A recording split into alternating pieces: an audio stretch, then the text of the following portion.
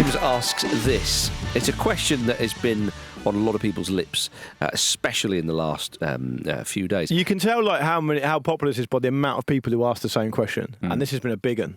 It's been a big one. It's quite simple. Have Spurs had a better season than Arsenal? Yeah, we're going to answer it. Yeah. We're going to have a go. I think it's only fair that we let Jim have the first round. Go on, Jimmy. Sure. Well, obviously that's a subjective thing. Concede defeat. Absolute bottler. Concede defeat. Yeah. No. Walk before the red's been dished. So,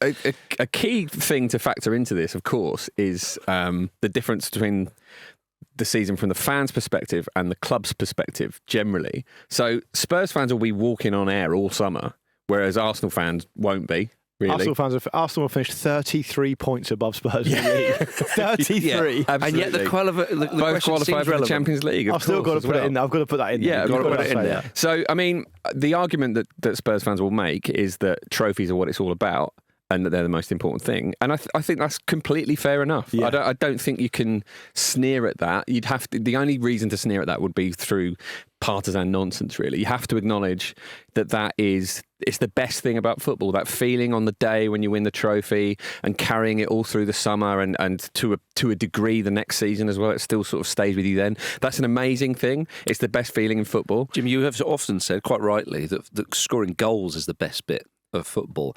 Arsenal have scored... Headers, you like headers? I love headers, yeah. I don't know about the headers stats, but cool. Arsenal have scored 67 goals in the Premier League, whereas Spurs have only scored 63. It is similar. It is crazy that they've got that many goals. And we know that we know for Spurs, to dare is to do. Yes, and they've dared to finish 17th in the Premier League this season. They've dared to concede 61 goals as well. So much of how you define... Look, mate, I can't tell you. I can't keep telling you, mate. If you don't get it by now, I can't tell you. Oi. Okay. The guy's a winner. Chopper there. As he Nick Hewitt there. Rolf Harris there. Look, mate, welcome to Countdown. Game of letters and fucking numbers. You'll figure it out. Yeah, you'll work it out. Look, mate, if you don't know the rules by now, I can't tell you. How do you even get here? I always use the vowels in my second word, mate. Oh, they show him they're working out on the numbers one. Fucking nerd. Anyway, sorry to everybody and Australians. Ange Postecoglou hosting Countdown as his next job, I think is a valid contribution to this mailbag episode. No, I think he would be a good contestant, not the host. Yeah. I think we'd all be thrilled with either. I'd love him Jim, to answer the question. No, don't Jim. answer the trying to. Answer this, Jim. Answer this. Would you like to see Ange, right, as a contestant on Countdown, 4 tinnies deep in a white vest with a gold necklace, just basically being like slowly more and more abusive to the dweeb in dictionary corner? 100%. What person who has at least an ounce of humour in about them wouldn't want to see that? Yeah, it depends on who the dweeb is. True. The dweeb could be me. Mikel Arteta. It's Mikel Arteta. Right. Yeah, I think not so keen on that. I think the listeners... Actually, no, I'd still want to see that. Yeah, exactly. I think the listeners have had enough of your stalling, Jim. Jim, get on with it. Are you going to admit that Spurs have had a better season than Arsenal? So what I will say is another thing about how you assess a season. I have a question for you, Marcus. Oh. Must you? Yes. Yeah. Okay. That's how you answer a question. You wait till we do the England bit. Yeah, indeed. This is the fucking hors d'oeuvre to the shittest dinner you've ever eaten. I'll piss off, you miserable sod.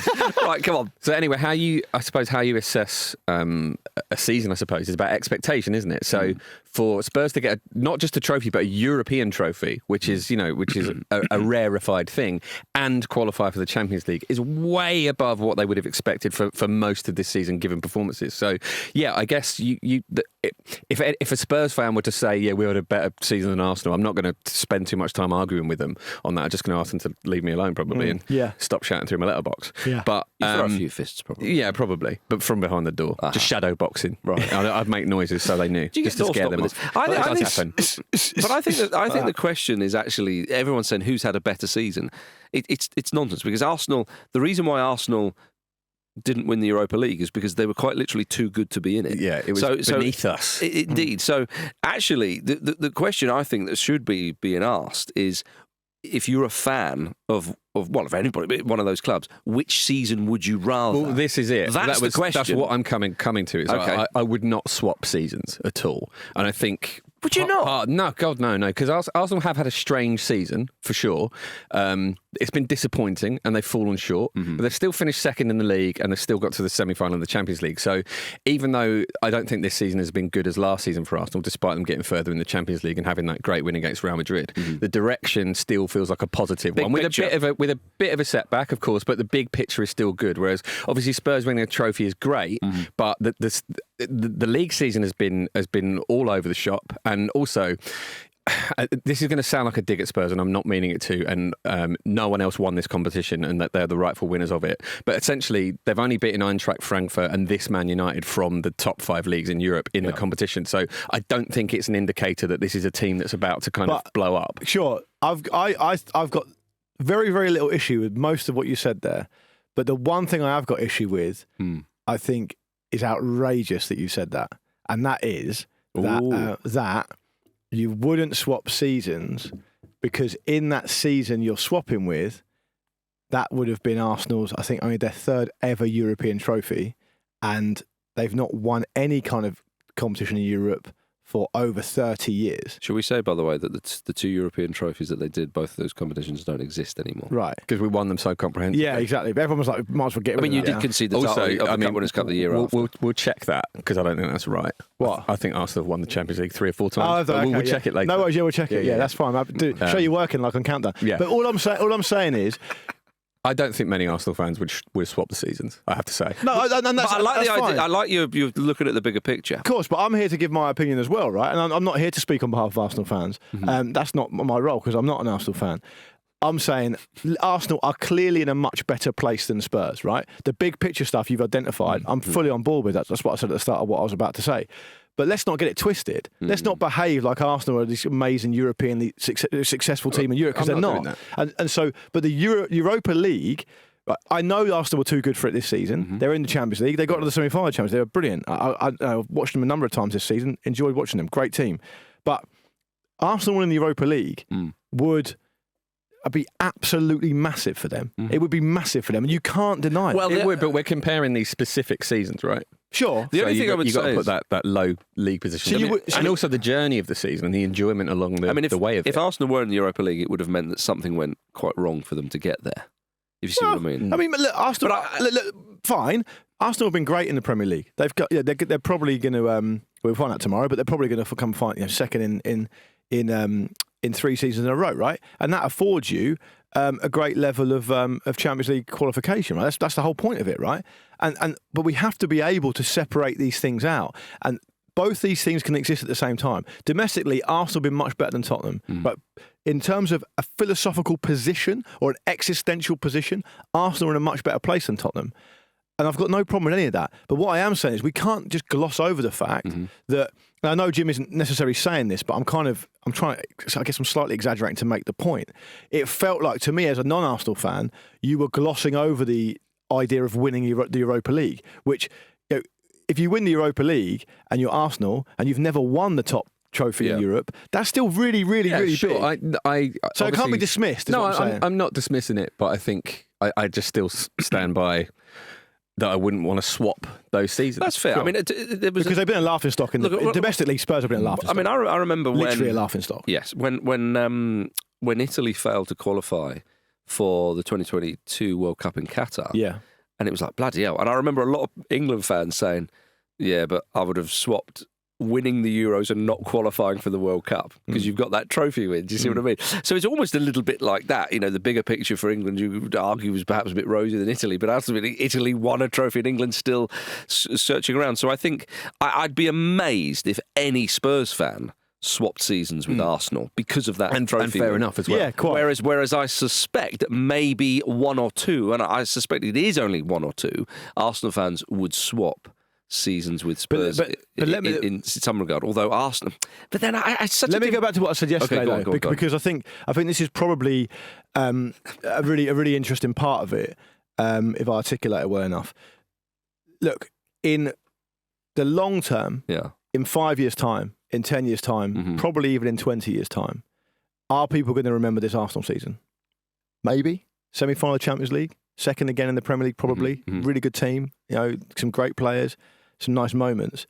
are Spurs fans going to remember this season? Definitely. Yeah. They are. It's going to stay in the memory longer. And Jim did say at the start of this as well, I feel like I'm digging Jim out. I don't mean to, but at the start of this, you said, I thought quite accurately, that most people, or whatever it was you said, would say that winning trophies is what it's all about, and that is a massive part of it. I think if you slightly amend, even slightly amend the domestic season Spurs have had, and they finish 11th and win the Europa League, I think I'd be Spurs all day long. I think the difference is because it's their first trophy in such a long time, Yeah. which is not the case for Arsenal. Yeah, so I think it's so difficult to compare because you are right to say that. The context is crucial. And also, it's inconceivable to think Arsenal would lose 21 games in the Premier League in a season. Yeah, it's been could even be 22. strange. So, and Arsenal have raised their own bar so high compared to Spurs at this moment that, you know, we're talking about.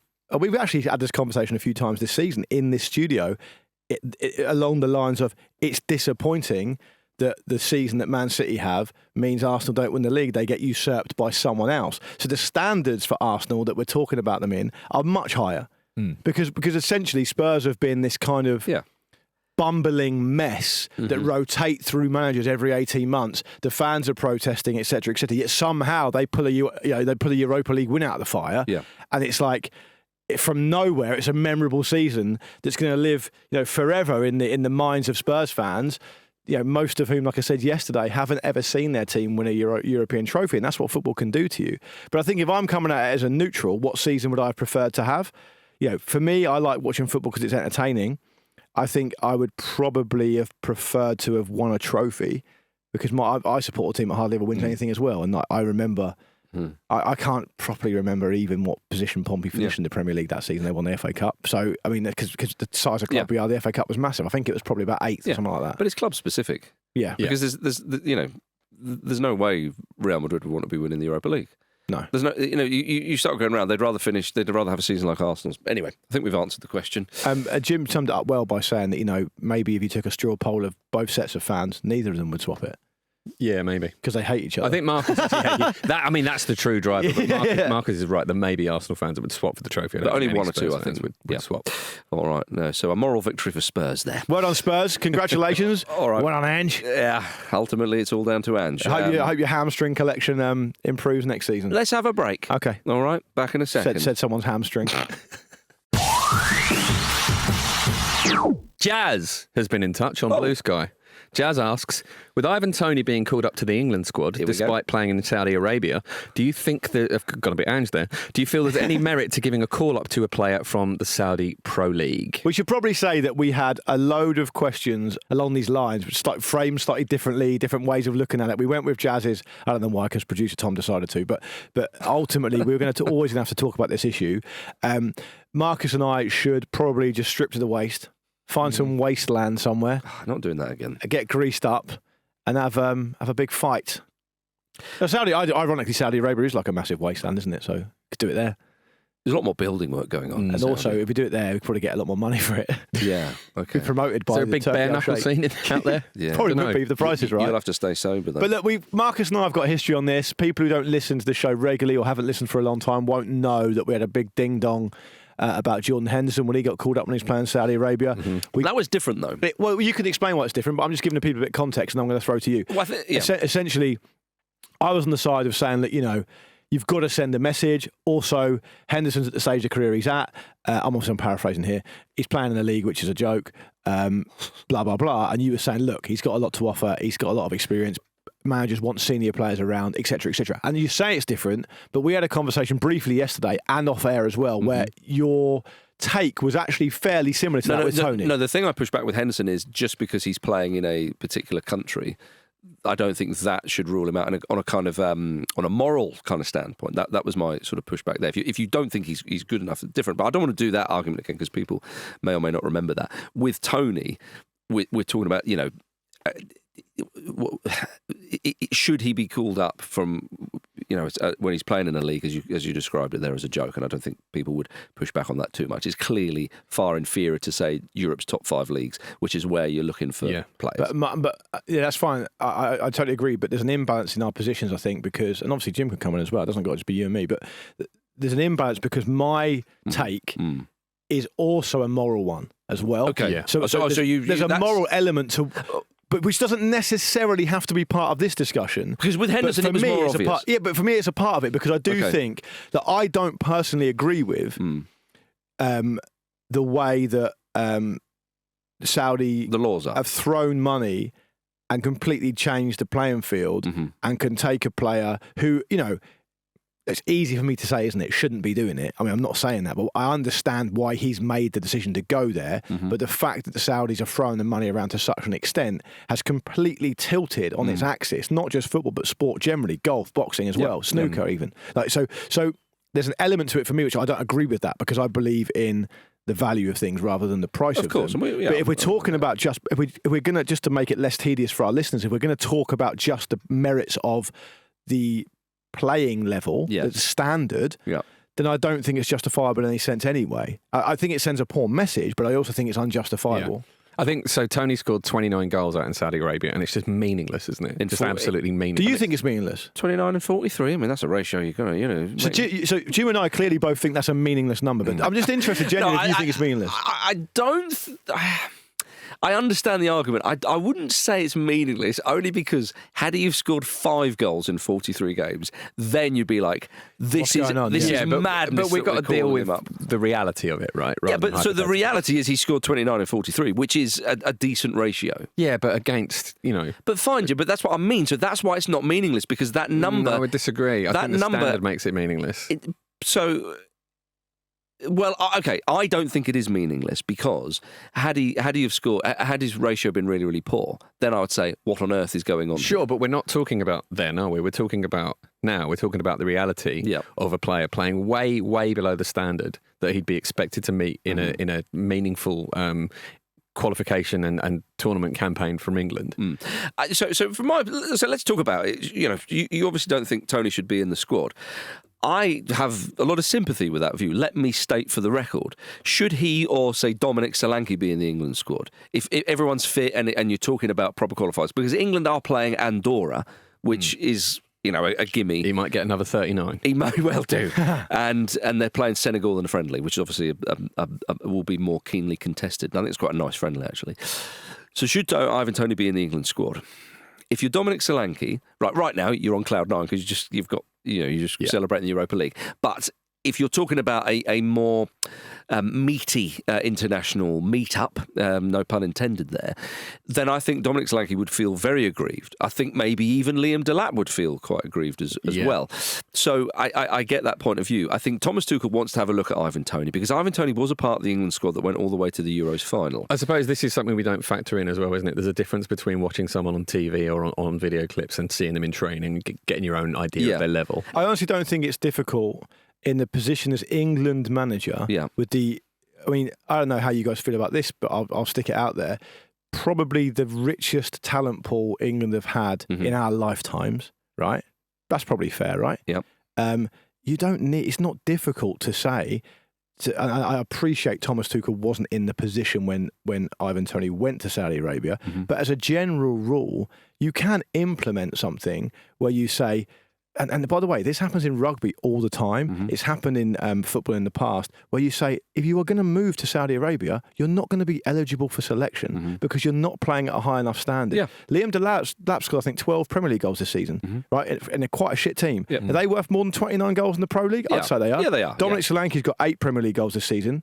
But we know what he. Yeah, it's been in a funny season. But I cannot buy this argument that you guys are starting to move towards when they're playing a friendly against anyone, because it's a friendly, and a notionally competitive game against Andorra, which won't be competitive, that you somehow get some kind of value on seeing a guy that plays in the Saudi Pro League for his club football, doing whatever it may be, 45 minutes against Andorra. You're not learning anything from that. You're not. Right? I mean more about the level that he's going to see in training. And wanted to see him up close, and I'm not making that argument. He's 29 years old. He can train. I'm just trying to understand. Yeah, I think that's what we're doing. He can train. Look, I think you. Neither of us are making an argument for that, or I'm certainly not. My suspicion would be you'll be in the majority of people's thinking here. So I think your arguments are totally sound. I'm wrong. No, I think again, like as Jim says, if you hear us right here, or at least hear me right, I'll speak on behalf of myself. because I don't think Tony should be in the squad. Right. I was surprised to see him in there, and if Ivan Toney, after this meet-up, never plays for England again or never appears in another squad again, I will not moan and I will not say, what on earth is he playing at? For all those reasons you stated. But again, trying to get in Tuchel's head, he's thinking along these lines. And I'm thinking, do I see any merit in that? As I can kind of squint and go, okay. I don't see any merit really in picking Jordan Henderson so much, because if you want a guy who's like a cheerleader or who's going to be shouting and barking at players in training and so on and trying to G them up, then get him along as a cheerleader or something, although he may not want to. So with Toney, yeah, you've got the penalty-taking ability, but I mean, do you risk a spot? I think if you're picking Toney ahead of Solanke or Delap for England, I think that's poor. I think it's an insult. Yeah, I think it's I wouldn't disagree with you there. So, one may, again, squinting your eyes and trying to be as fair to Tuchel as humanly possible, you might say, well, if there was a couple of injuries, he's had a look at Toney or whatever. But I ultimately fall down on your side. I'm surprised, and I don't really think he should be in now. Can I just bring something in that might, before we move on, that needs to probably gild the lily a little bit? Yeah. And say that, Thomas Tuchel has said in this press conference yesterday that Ivan Toney, quote, deserves to be in the squad because of his excellent scoring record in the Saudi Pro League. Ooh, not meaningless. And deserves to be with us. And I'm convinced he's deserved to be with us because he scored over 20 goals for his team this season, has won a major title with the Asian Champions League and made a big contribution with goals and assists. So Thomas Tuchel is under the impression that Ivan Toney is in that squad totally on merit. Now, you might say, well, of course he's saying that because he's picked him. But that does mean that he doesn't see Saudi as a level of football to be a barrier to picking players in his team, whatever happens, even though if you are going to sit there, right, and actively on the record say you've picked Ivan Toney partly because he's won a, quote, major trophy with the Asian Champions League and overlook a guy who's literally just won a European major trophy, leading the line in pretty good fashion, despite his goal scorer record not being that great at Spurs in Solanke, I think it's a bit scandalous. Coming across as a bit of a clown, actually, because you are almost twisting things to such an extent that you want to see them the way you want to see them and you backfill the narrative. The justification is non-existent. And for him to say those things is very, very worrying in the position he's in at the start of his journey as England manager. Well, I think we should move on because I don't. You're not getting much resistance from those opinions. I'm trying to be fair to, and I think we have done. But as you say, we should move on. Yes, the next one's from Jack on Instagram. Hello to you, Jack. He says, Heung-Min Son feels like a Spurs legend now. Do you guys agree? And what does it take to become a club legend? I mean, I can't really speak for Tottenham fans, obviously, but I think surely Son was already a club legend, right, before this. He's been there a long time, scored a lot of goals for them, had a lot of really good moments that have been he's been involved in. Over 454 appearances for Spurs and 174 goals. Yeah, brilliant partnership with Harry Kane as well, which is, is meaningful because, it just is, isn't it? So it's an interesting question in a wider sense, isn't it? And what does it take to become a club legend? I think it's club specific, isn't it, really? Again, it's about expectation and possibly delivering over expectation. I would say it's about, because Marcus, when we talked about doing this question, Marcus was saying stuff about cult heroes and stuff. Yeah, we talked about cult heroes before, and there's a difference. You were keen to make the kind of distinction between those things, and I agree with that.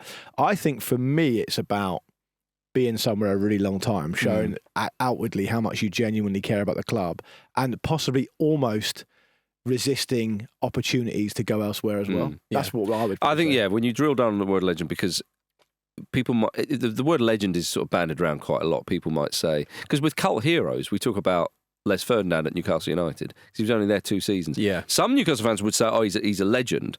But from where I'm sitting, I think he fits more in the sort of the cult hero bracket there. In the sense that Lee Dixon is probably more of a club legend than Alexis Sanchez at Arsenal, Yeah. Like there's a strange...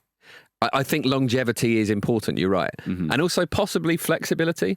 There's a sense with a club legend that they give everything. They give their all. They kind of essentially give their body over to the club and just go, do what you want with it. Yeah, and I also think that took a turn. But enjoy it by being disciplined.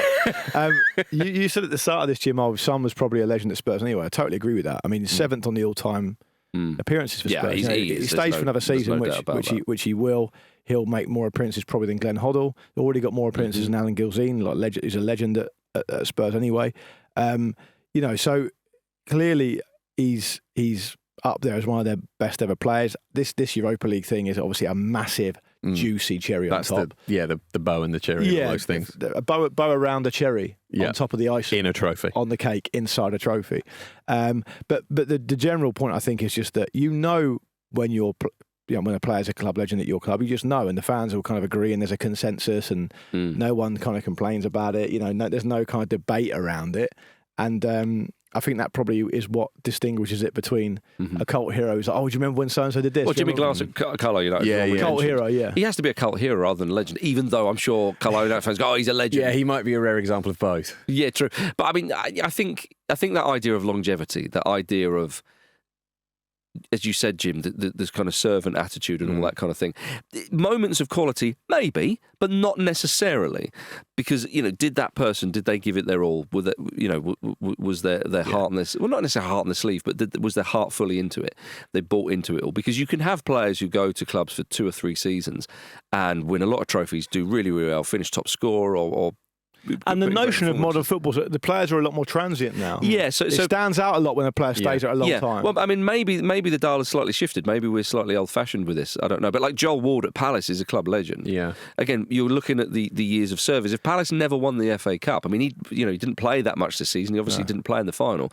I don't think that makes a difference. But why did Oliver Glasner get him to do the speech with the players after? Indeed. Because he's a legend. And if you're listening, Joel, come home. Yeah. I would also chuck out there, because we've kind of danced around it but not mentioned it overtly, Son would be much more of a legend already at Spurs if it wasn't for Harry Kane overshadowing everything. Yeah, maybe. Because if you look at the list of individual player records at Spurs, Son is the second highest scorer in European competition in Spurs history. Who's first? Kane. Yeah. Right? Son is the 5th all-time scorer in Spurs history, but Kane's first. Yeah. And what happened when Son scored all those goals? Well, it was around the same time that Harry Kane broke Jimmy Groove's scoring record, right? So people say a lot of the gravity is taken in by Harry Kane through a massive part of that period where Son's been at the club, right? So if it wasn't for Kane, obviously it's a ridiculous thing to say on one level, but if it wasn't for Kane, Son would already be held up as an absolute legend. So I think it's definitely confirmed that he is one. Yeah. Is Trent Alexander-Arnold a club legend? He's a rat. He feels like he should be, right? Rat legend. Rat legend. Rat king. Rat king. Yeah, there you go. He's a rat king. Yeah. Rat king. He's a rat king of Liverpool. Yeah. Yeah, I think that's something. I don't think so. That you're saying that you can't facetiously. spoil your. Yeah. Carragher was talking about that. You're facetiously saying it, but it's a valid point. No, it's a genuine question. Because that was basically been Carragher's take on the whole Trent thing. Yeah. Which is that we understand why you want to go and do this, or he said I do, but you have to understand by the same token, you are destroying your chance of being a legend, because that's what Liverpool fans expect. But because the reason I asked the question is because it's a pretty unique scenario. Well, the context again is crucial because he's won so much with them and played such a crucial part in particularly that Champions League winning campaign with a quick corner and all those things. And I find it difficult to imagine that you'd add someone supporting that club, and obviously they know better than I do, that in say 10 years' time you might look fondly back on that and not just have all the feelings you had at the time as it happened. But I think, though, with Liverpool, you have the obvious examples of Carragher playing his whole career there, and Gerrard obviously went to LA Galaxy, but in terms of his Premier League and his best years were all there. Mo Salah will be a legend because his best years were there, and I think that's what's frustrated a lot of Liverpool fans, rightly or wrongly. So in terms of legendary status, they have legends. They've got loads of them, and they've got some really obvious examples and recent ones and current ones. Does McManaman make it into that? No, I don't think he does. And Carragher said that. Carragher said, you can have a legacy like, say, Steven Gerrard or Steve McManaman, who's kind of liked, but fine, he's still fine. Exactly. So again, the context is crucial because definitely. I said Liverpool about such an illustrious history. Totally. I mean, I talked about the longevity. I can't think off the top of my head anyone who leaps to mind with this. But you could have a player who played at a club for say 3 years, but elevated that club's status so much, and or even managers. I mean, is Oliver Glasner now a Crystal Palace legend? Yeah, he is. If he leaves again, in the summer, it's always context specific. So I think if they do something truly spectacular and elevate the status of is Ange a Spurs legend? Of course he is. They elevate the status of the club. They get away. Edgar Davids at Barcelona. That's genuinely one where they're like, he turned everything around. It's a really weird. But that's a cult hero. I think. You may be right. So again, you're getting into so yeah. I think Son is definitely a legend at Spurs. There's no doubt about that. And I think we've talked about some of the reasons what it takes to become a club legend. Oh, well, Man City's a good example, isn't it? Because they've kind of enjoyed this resurgence. De Bruyne is a legend. Where a lot of their key players, like all-time legends, have been very modern. Aguero, Company, Silva, totally. Walker. It doesn't mean you don't dismiss what great players have had in the past, but like the context is everything, isn't it? I think we've gone a decent way to answering that anyway. Is Robert Prozinecki a Portsmouth legend? I mean, probably both. Yeah. Probably cult hero and legend, I'd say. I don't think we have time to answer that today. Why'd you ask me it then? Let's have a quick break. Right, our next question is from Josh on email. And Josh says this. Jose Mourinho once said they can take the ball home with them. I take the 3 points. We have just seen Crystal Palace win the FA Cup with 22% possession. My question is 2 parts and simple. Number 1, is possession important? And number 2, are we witnessing the decline of tiki-taka and Pep ball?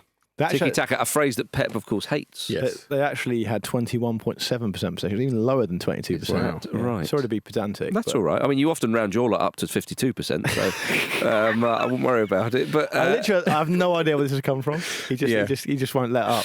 It's nice for you to get a bit back, that's all. Yeah. Number 1, is possession important, Jim Campbell? It's an interesting question, isn't it? Because I suppose I'm going to sort of deflect that question and look at what it means for teams to play without the ball. Because I think the implication of the second part of that question is that it's kind of increasingly being exposed as not being that important. So I'm going to kind of answer that tone. And I think the reason. I think it's very difficult to be successful with a low possession team because the stakes are incredibly high. If things go wrong, it's suddenly very, very hard to get back up that travelator, isn't it? And make things work. And I mean, if you look at the stats from the FA Cup final, so Palace made 127 successful passes, which is 2 fewer than Ruben Dias in that game. Man City had 23 shots, 6 on target. Palace had 7 and 2. And it's 78% versus around about 22% possession, right? So if there were 10 games with those stats, Palace probably win one of them, right? And that's what the stakes are. And it's an exceptional kind of overperformance, really, from Palace. They've executed the game plan perfectly. Glasner knows what he's doing. Even said, didn't he, after City beat them 5-2, if you play that way again, we'll figure out your system and we'll break it, or whatever the wording was. So I think part of the reason there's perhaps a sense that possession-based football and tiki-taka, or whatever you want to call it, is going out of fashion is because sometimes we do see managers figure it out. And I think that might partly be because of the volume of it now. We see it so often that teams are starting to kind of crack it a bit. Like promoted teams come up and they try and play in that way now. You know, it's just there are very few teams who actually, certainly at the top level, who kind of don't play like that to some degree. And I think we're just maybe we're coming towards the end of a cycle. But I don't think we have that many examples of teams playing a distinct alternative that shows that that's going to happen sort of any time in the near future. I think what Guardiola has done is he's changed the game entirely, and the default now is to have the ball. Yeah. And if you go down to go and watch, I mean, I've said this before probably, but if you go down and watch Gosport Borough or Peckham Town, these kind of non-league teams that I like to watch sometimes, they all try and play. Even on the park in recreational football. I don't play anymore, but teams want to play. Teams play out from the back. So I think that's it's been a total paradigm shift in football since Guardiola's come along, which I think sometimes certainly in England. Yeah, but I think sometimes people confuse that paradigm shift with something slightly different, which is that the only way you can win is by playing in that way, which is not the case. And Mourinho, Simeone. A lot of top level. I mean, even to an extent, Ancelotti. Yeah, I suppose Nuno would be an example as well. The way Forest but I'm talking about the very top managers, right? Who've won big trophies.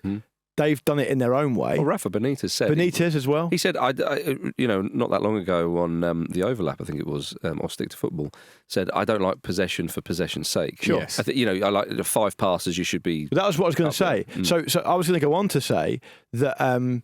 Clearly, having more of the ball gives you more opportunity to do something with the ball. But it's got to be possession with a proactivity to it. And sometimes also people forget that originally, and I know Guardiola's kind of disavowed the tiki-taka thing now, but originally, when Guardiola came through and started implementing this philosophy, which of course was influenced by great managers of the past, Cruyff, Michels, all these kind of people, he was talking about it as a defensive way of doing it. His philosophy, which was kind of informing it, was if we keep the ball, they can't score, and we'll get less tired. And that's where we'll start from. Exactly that as well. And wasn't there a rule of winning it back within 3 or 5 seconds? That's right. That's right. Yeah. And then Klopp comes along and does this counter press thing and this kind of gegenpressing thing. So I think this is going to sound like a cop out as well. Jim's already said he's going to cop out a bit. I'm going to cop out as well now. I think.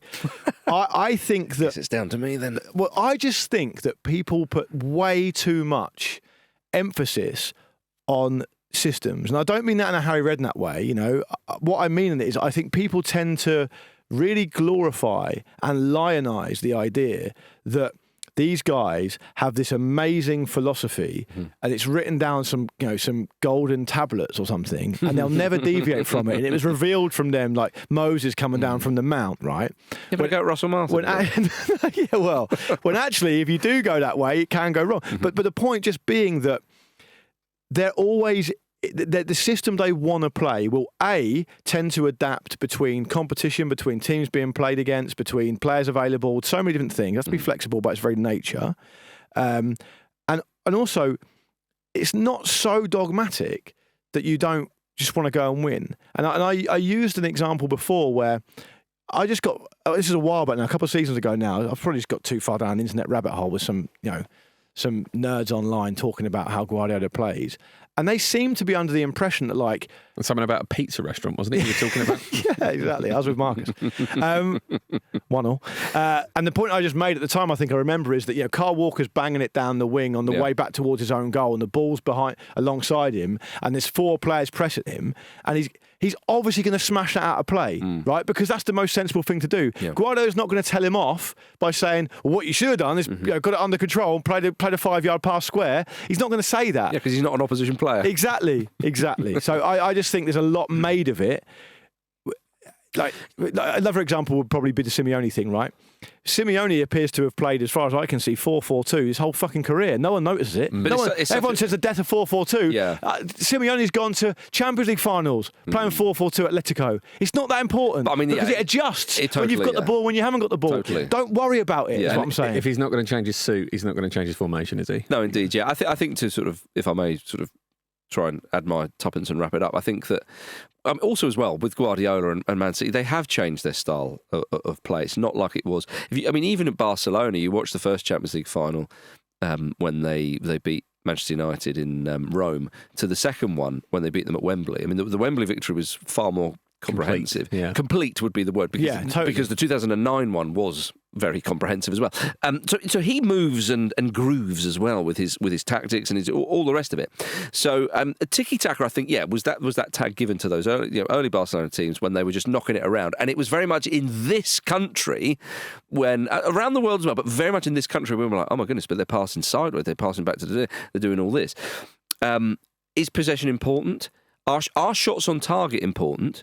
Yes, but the team who has most of them doesn't always win, because your accuracy is important, your finishing is important. So again, how kind of detailed do you need to be with the presentation of this? So is possession important? Well, teams who are dominant and have the best players are most likely going to have the ball more because they've got the better players, and the other teams will be inferior and naturally kind of drop off. Pep and his cronies and those who buy into that Barcelona thing are often very complimentary of sides who try and play them at their own game, and then Man City and Barcelona beat. Because that's the kind of game that they want to go, oh, we see what you're doing, oh, we like that, obviously we won, so we're happy. It reminds me of the old the Man City versus Southampton game recently. Exactly. Where Ruben Diaz afterwards says, this team, they don't even try and play, and what's going on kind of thing. He's almost like personally insulted by it. And then the Southampton fan quote tweeted it saying, well, we can't fucking play. Yeah. We got 11 points. Whereas when they beat them 1-0, when they beat them 1-0 under Russell Martin, as in Man City beat Russell Martin Southampton 1-0 earlier in the Etihad. Guardiola was full of it. Yeah, Guardiola. Oh my gosh, what a team! And it's like, well, he's so brave. Yeah, all that bollocks. Shit. So and how many times have we heard Barcelona people and those linked to the club say, well, this is anti-football. Yeah, no, it's football. It's just nonsense. There's many ways to skin a cat and win a football match. So are we witnessing the decline of pep ball and so on? No. But are we seeing teams thinking, actually, let's play to our strengths. Let's try and do this. And I think Jurgen Klopp has been, you're right to mention him, Luke. Jurgen Klopp had a pretty decent record against Guardiola, all things considered, because, it's hard to have a good record against Guardiola, of course. And they would sometimes just go straight through it. Bypass the press or play it long. Look at that Palace goal in the FA Cup final. They knocked it up to Mateta. Yeah. That move won the game. Yeah. Did it once and they did it. So is possession important? Yeah. Teams who finish... It's important, but not as important as people think. Exactly, yeah. Teams who win the leagues and so on, they're just naturally going to have the ball more. Yeah. I don't think Pep ball is in a decline, but tactics move. And if you have a system, it felt like at Barcelona when Guardiola was in charge, they've completed football. How are you going to beat this lot? Well, Bayern managed to wallop them in the Champions League that time. So you have to be innovative as well. I'll be honest with and you have to figure it out. And you have to, how do we beat this? I don't know what Pep ball is. I don't know what that means. Yeah, sure. And this is it. This is another kind of a bit of a misnomer. And we thank Josh because he's not the same coach in 2008 as he is now. Of course not. So he moves and adapts, but naturally they like to keep the ball because if you've got the ball, you can do something with it. My general point is on football shows and podcasts is the true definition of a gentleman is someone who can talk about tactics but doesn't. So we've broken that rule for the last 10 minutes. Well, sorry about that. So we should move on, but we do thank Josh for the question, of course. Yeah. Hit it long for crying out loud. Yeah. One final question from Billy on Blue Sky. Going into the final day of the season, for which club would missing out on the Champions League be the most damaging? Yes. I mean, it's got to be Man City. Yeah. Has to be. I mean, going into this season, you wouldn't think that going into the final day they could still miss out on Champions League qualification. That would be a surprise. Because it'd be damning. Because if Villa missed out, Villa would be really disappointed because they give a good account of themselves in the Champions League. But I think, they'd be like, right, that's a target to get back in. And there's another element to this, Marcus. They could win the Europa League. Sorry to interrupt. Go on. But there's a very important element we need to talk about when it comes to a team like Aston Villa. Yep. And you could probably use this point to incorporate into the whole question overall. Aston Villa's wage bill, true, as a percentage of their turnover, it's 91%. Fucking massive. Yes, there's no one close to that in England. Missing out on Champions League, good point. Same with Chelsea. Chelsea, we're waiting to hear what's going to happen out of Chelsea's financial stuff. So, I mean, the only team that I've dived in there, and I've gone for the football purist angle as I often do, Luke. But Jim, just before you have a run up at it, I would just say that this is going to sound patronising, but I would say the only team where you have a shrug of the shoulders and an exhale and drown your sorrows with a pint and then move on is probably Forest because they weren't expecting it, and they'll be in Europe whatever happens. Newcastle, I just think it's part of the project for Newcastle. I think Newcastle have the direction, and I think they are just regularly going to challenge for that now, and they'll be looking to establish themselves. If they miss out this season, they'll be back next season. We know that. With City, I think it's really the same. They can handle a season outside the Champions League. I want a verdict, Jim. Yeah, Chelsea, that's what I want. I want a punishment. I'm coming to the verdict. Chelsea are, by all accounts, in rude financial health from selling themselves their own women's team. Yeah, because they keep finding these loopholes. But that's being investigated. Right, sure. So we haven't got the verdict on that yet. But they are very good at making money in the transfer market. They play that well. They will find a way out of that. And I think for that reason, Villa is the only answer. That's because I think if Villa miss out on it, it's much, much harder to get yourself back into the conversation next season. Because of the wages thing you talk about, there's a chance they might lose Emi Martinez. He was apparently very tearful at the last home game, so there's that looks like there's something possibly happening a wind there. Up wrong. It could well be a wind up. He was trying to do a punked, an episode of Punked. His whoopee cushion was burst or something. But yeah, so I think they've had a taste of it, and their transfer window will be massively, massively affected by it one way or another. Yeah, I think it's fair. I mean, on the Man City thing, I am, in medieval times when everyone used to go to the town square and watch someone be burned at the stake. Yeah, that's me. I'm aware of that. Fucking light it already. What's going on? Yeah, I mean, Villa. I mean, I'm throwing rotten fruit, saying, "Come on." I mean, Man City have a higher wage bill than Villa. Yeah, but their commercial operation is much better. They have. I just think for them, so I get the Villa. I think you're probably right there, Jim, to be fair. It's not about wage bill, Marcus, because Aston Villa's wage bill is like 6th in the league, but it's about the percentage. No. Aston Villa is 10th highest in Europe. Yeah, but I think it's the 6th in the Premier League. Okay, They'll be dominating. Right. So you got Man City, Liverpool, Man United, Chelsea, and Arsenal above them. Yeah, fair enough. I think for Man City, though, I don't know. I think the Europa League for them, Guardiola's, as we sit here now, it'll be his last season. They've got bigger problems though. They've got bigger problems coming down the road. We just don't know how far down the road they are. It's like that scene in Monty Python where the horse, he's clipping the horse with the coconuts and he doesn't get any closer. Yes. Every time it cuts to him, he's still the same distance away. That's this Man City Chargers thing. We need So, to find out what's happening. are we saying Villa then? I think it's a big issue. I take Jim's point, but I think it's a big issue for City. But I think there are bigger issues. I think it's a big issue for Newcastle because of the momentum, as Jim said. I think the Chelsea, you can't gloss over Chelsea. No. I mean, I think people are probably glossing over it a bit too much. There could be some really nasty stuff happening, which will be exacerbated with the lack of Champions League football because of the money situation, obviously. And Villa, the wage bill's so high. I mean, the problem is now you look at these questions and you answer them purely financial terms because teams can go to rack and ruin now, you know? And, you know, we haven't even got onto Man United because they're so far off it. It's unbelievable. Yeah, but going into the final day of the season. Yeah, I guess because, I guess the only way you could bring them into it would be because of the Europa League final. So Jim said Villa. Can I push you for Yeah, an answer? I'd say Villa. All right. Yeah. Doesn't matter what I say, I'm going to be outvoted. Yeah. It's Man United, though.